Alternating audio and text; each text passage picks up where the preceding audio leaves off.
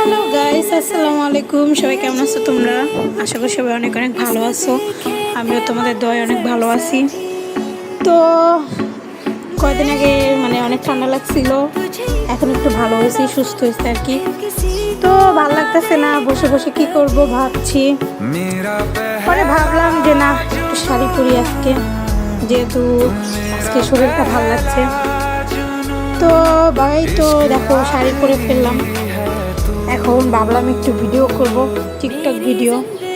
আর হ্যাঁ, তোমরা যদি আমার টিকটক ভিডিও দেখতে চাও তাহলে অবশ্যই কমেন্ট করে বলবা, আমি টিকটকের লিঙ্কটা দিয়ে দিব তোমাদেরকে।